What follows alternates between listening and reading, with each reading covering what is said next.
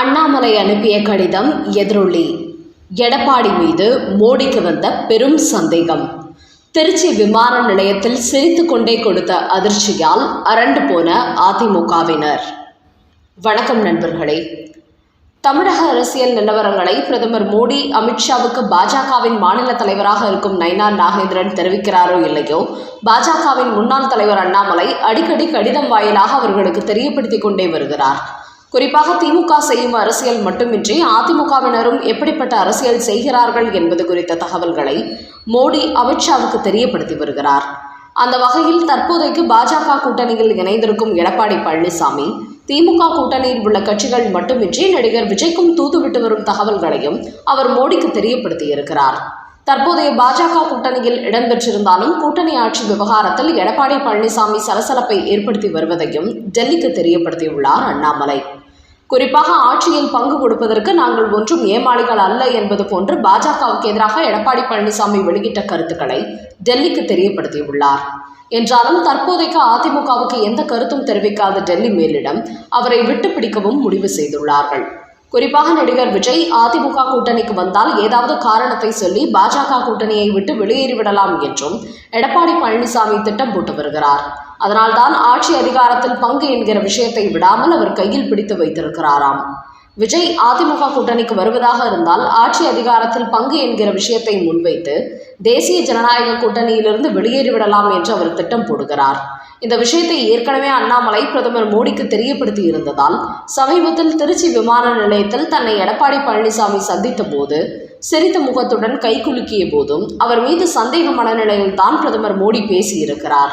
குறிப்பாக எடப்பாடி பழனிசாமியை பொறுத்தவரை தனது கட்சியினருடன் தான் திருச்சியில் முகாமிட்டதால் கண்டிப்பாக தன்னை மீண்டும் ஹோட்டலுக்கு அழைத்து பிரதமர் மோடி பேசுவார், ஆட்சி அதிகாரம் என்று அமித்ஷா பேசுவது விவகாரத்தில் தனக்கு சாதகமான கருத்தினை சொல்வார் என்று எதிர்பார்த்தாராம். ஆனால் பிரதமர் மோடியோ ஒரு 10 வினாடிகள் மட்டுமே எடப்பாடி பழனிசாமியை சந்தித்தவர் அப்படியே நகர்ந்து சென்று விட்டாராம். கடைசி வரை பிரதமர் மோடி அவருக்கு அழைப்பு விடுக்கவே இல்லையாம். இதனால் எடப்பாடி பழனிசாமி கடும் அப்செட் ஆகிவிட்டாராம். தன்னையும் 10ஓடு 11 விட்டாரே என்று அதிமுகவின் மாஜிகளிடத்தில் சொல்லி புலம்பி இருக்கிறார் எடப்பாடி. அதோடு டெல்லி மேலிடத்தை பொறுத்தவரை இப்போதைக்கு எடப்பாடி பழனிசாமியிடம் அதிக நெருக்கம் காட்ட வேண்டாம், தேர்தல் நெருங்குவது வரை அவர் எப்படி செயல்படுகிறார் என்பதை பார்த்துவிட்டு கடைசி நேரத்தில் பார்த்து கொள்ளலாம். குறிப்பாக ஏற்கனவே எடப்பாடி பழனிசாமி இடத்தில் ஏமாந்தது போன்று இனிமேலும் ஏமாந்து விடக்கூடாது என்பதில் மோடியும் அமித்ஷாவும் உறுதியாக இருக்கிறார்களாம். அதன் காரணமாகவே தமிழக அரசியல் நடைபெறும் விஷயங்களை உடனுக்குடன் டெல்லிக்கு தெரிவிக்குமாறு அண்ணாமலையை கேட்டுக்கொண்டுள்ளார்களாம். அந்த வகையில் எடப்பாடி பழனிசாமிக்கும் கடந்த காலங்களைப் போன்று பிரதமர் மோடி தன்னிடத்தில் பேசாமல் கூட்டத்தில் ஒருவராய் தன்னையும் கடந்து சென்று விட்டார் என்பதனால் தன்னை இன்னும் முழுமையாக அவர் ஏற்றுக்கொள்ளவில்லையோ, தான் கூட்டணியை மாற்றிக்கொள்வோம் என்கிற சந்தேகம் அவரிடத்தில் இருக்கிறது என்று யோசிக்க தொடங்கிவிட்டவர் இனிமேல் கூட்டணி ஆட்சி குறித்த விவகாரங்களை கையில் எடுக்கக்கூடாது, தேர்தல் நெருங்கும் போது அதை கோரிக்கையாக வைத்துக் கொள்ளலாம். நாம் அடிக்கடி ஆட்சி அதிகார விவகாரத்தில் பாஜகவுக்கு எதிரான கருத்துக்களை சொல்வதால் இந்த முறையும் கூட்டணி உடைந்து விடுமோ என்கிற எண்ணம் அவர்களுக்கு ஏற்பட்டுவிட்டது. அதனால் பாஜகவை விமர்சிப்பதை விட்டுவிட வேண்டும் என்று எடப்பாடி பழனிசாமி முடிவெடுத்திருப்பதாகவும் அதிமுக வட்டாரங்களில் கூறுகிறார்கள். மேலும் எடப்பாடியின் இந்த ரகசிய கூட்டணி டீல் விவகாரத்தில் தேசிய ஜனநாயக கூட்டணிக்கு வருவதாக இருக்கும் பாமக, தேமுதிக, அமமுக உள்ளிட்ட பல கட்சியினருக்குமே எடப்பாடி மீது சந்தேக கருத்துக்கள் வெளிப்படுத்தி வருகிறார்கள். குறிப்பாக திமுக கூட்டணியில் உள்ள காங்கிரஸ், விசிக மற்றும் தமிழக வெற்றிக் கழகம், நாம் தமிழர் போன்ற கட்சிகளுக்கு தொடர்ந்து எடப்பாடி பழனிசாமி தூது விட்டு வருகிறார். இந்த கட்சிகள் தன் பக்கம் வந்துவிட்டால் அவர்களை வைத்து ஒரு தனி கூட்டணி அமைத்து தேர்தலை சந்திக்க தயாராகி வருகிறார். அப்படி ஒரு சூழ்நிலை ஏற்பட்டால் இப்போது அதிமுகவில் இணைந்து தேர்தலை சந்திப்பதாக இருக்கும் பாஜக, பாமக, தேமுதிக, புதிய தமிழம், அமமுக போன்ற கட்சிகளை கண்டுகொள்ளாமல் கடந்து போய்கொண்டே இருப்பார். அதற்கான முயற்சியில் தான் தற்போது எடப்பாடி பழனிசாமி ஈடுபட்டு வருகிறார். அதனால் அவரை முழுமையாக நம்பக்கூடாது என்றும் கூறி வருகிறார்கள். இப்படி எடப்பாடி பழனிசாமி மீது அனைத்து கட்சியினருமே நம்பிக்கை இழந்து விட்டார்கள். அதனால்தான் அவர்கள் செயல்பாட்டை பாஜகவின் முன்னாள் தலைவர் அண்ணாமலை பிரதமர் மோடி அமித்ஷாவுக்கு தெரியப்படுத்தியதால் அவர்களும் தற்போது அவரை சந்தேகத்துடன் பார்க்கிறார்கள். தேர்தல் நெருங்கும் வரை இப்படியே இருந்தால் அவரை தேசிய ஜனநாயக கூட்டணியில் வைத்துக் கொள்ளலாம். வேறு கட்சிகளுடன் கூட்டணி அமைப்பது போல் இருந்தால் பாஜக தலைமையில் தனி கூட்டணி அமைத்து களத்தில் இறங்கி விடுவோம் என்று டெல்லி மேலிடம் திட்டமிட்டுள்ளதாம். அந்த அளவுக்கு எடப்பாடி பழனிசாமி அனைத்து தலைவர்களிடத்திலும் நம்பகத்தன்மையை இழந்து வருகிறார்.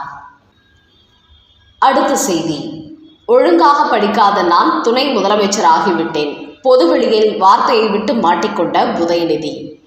நன்றாக படித்த பட்டம் பெற்றவர்கள் எல்லாம் அதிகாரிகள் ஆகிவிடுகிறார்கள். ஆனால் படிப்பு மண்டையில் ஏறாத நபர்கள் எல்லாம் அரசியலுக்கு வந்து ஆட்சியாளர்கள் ஆகிவிடுகிறார்கள். இதுதான் நாட்டில் நடந்து கொண்டிருக்கிறது. இதைதான் நேற்று பொதுவெளியில் போட்டு உடைத்து உள்ளார் துணை முதலமைச்சர் உதயநிதி ஸ்டாலின். சென்னையில் உள்ள வள்ளுவர் கோட்டத்தில் 2025ஆம் ஆண்டுக்கான சிறந்த செவிலியர்களுக்கு சாதனையாளர்கள் விருது வழங்கும் விழா நடைபெற்றது. இதில் துணை முதலமைச்சர் உதயநிதி கலந்து கொண்டு விருதுகளை வழங்கினார். அப்போது அவர் பேசும்போது, இந்த கவுன்சிலிங் தலைவர் மருத்துவர் ராஜ்மூர்த்திக்கு பாராட்டு தெரிவித்துக் கொள்கிறேன். அவர் உங்களுக்கு வேண்டுமானால் தலைவராக இருக்கலாம். ஆனால் எனக்கு அவர் சொந்த தாய்மாமா, என்னை தூக்கி வளர்த்தவர். கோபாலபுரம் வீட்டில் நானும் அவரும் இருந்தபோது ஒன்றாகத்தான் படித்தோம். ஆனால் அவர் நன்றாக படித்து டாக்டர் ஆகிவிட்டார். ஆனால் நானோ ஒழுங்காக படிக்காமல் துணை முதலமைச்சர் ஆகிவிட்டேன் என்று பேசினார் உதயநிதி. அவரது இந்த பேச்சு குறித்த வீடியோவை சோசியல் மீடியாவில் திமுகவின் ஐடி விங் வைரல் ஆகியுள்ளது. அதை கேட்டு உதயநிதி முதல் முறையாக ஒரு உண்மையை பேசியிருக்கிறார். பெரும்பாலான பணக்கார வீட்டு பிள்ளைகள் ஒழுங்காக படிப்பதே இல்லை, உருப்படாமல் ஊர் சுற்றி கொண்டுதான் திரிகிறார்கள். அதற்கு உதயநிதியும் விதிவிலக்கல்ல.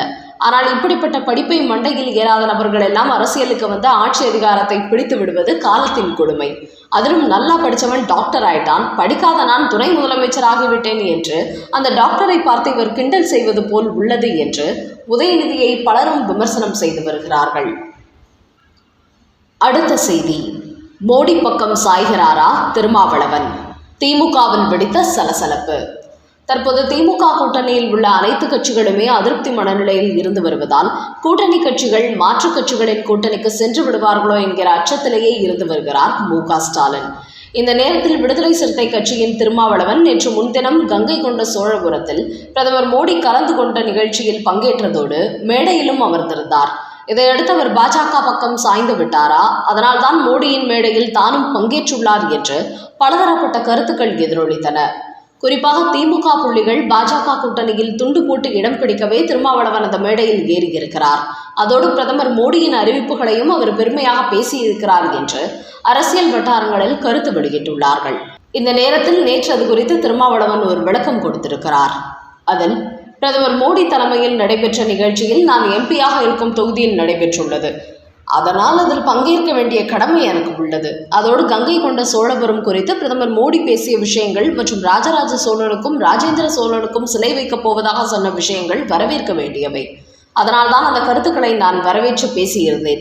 அதில் எந்த அரசியலும் இல்லை. நல்ல விஷயத்தை பிரதமர் சொன்னதால் அதை கட்சி பாகுபாடின்றி வரவேற்றேன். ஆனால் திமுகவினர் நினைப்பது போன்று பாஜக கூட்டணியில் இணையும் முயற்சியாக நான் அந்த நிகழ்ச்சியில் பங்கேற்கவில்லை என்று திருமாவளவன் ஒரு விளக்கம் கொடுத்திருக்கிறார். பிரதமர் மோடி கொடுத்த அதிர்ச்சி எதிரொலி. விஜய் பக்கம் திரும்பிய ஓபிஎஸ். முன்னாள் முதலமைச்சரான ஓபிஎஸ் அதிமுகவில் தன்னை இணைத்துக் கொள்ளுமாறு எடப்பாடி பழனிசாமியிடத்தில் தொடர்ந்து கோரிக்கை வைத்து வந்தார். ஆனால் அதற்கு அவர் இதுவரை செவி சாய்க்கவில்லை. அதையடுத்து பிரதமர் மோடி கடந்த சில தினங்களுக்கு முன்பு தமிழகம் வந்தபோது அவரை சந்திப்பதற்கு அப்பாயின்மெண்ட் கேட்டார் ஓபிஎஸ். ஆனால் அவரோ எடப்பாடியை சந்தித்த நிலையில் இவருக்கு அனுமதி கொடுக்கவில்லை. இதனால் மிக பெரிய அளவில் அதிர்ச்சி அடைந்துள்ள ஓபிஎஸ் தற்போது வேறு வழியே இல்லாமல் நடிகர் விஜயின் தமிழக வெற்றி கழகத்தில் இணைவதற்கு பேச்சுவார்த்தையில் ஈடுபட்டு வருகிறார். ஆனால் இது குறித்த தகவல்கள் வெளியானதை அடுத்து நடிகர் விஜயோ திமுகவும் அதிமுகவும் ஊழல் கட்சிகள் என்று தொடர்ந்து பிரச்சாரம் செய்து வருகிறார்.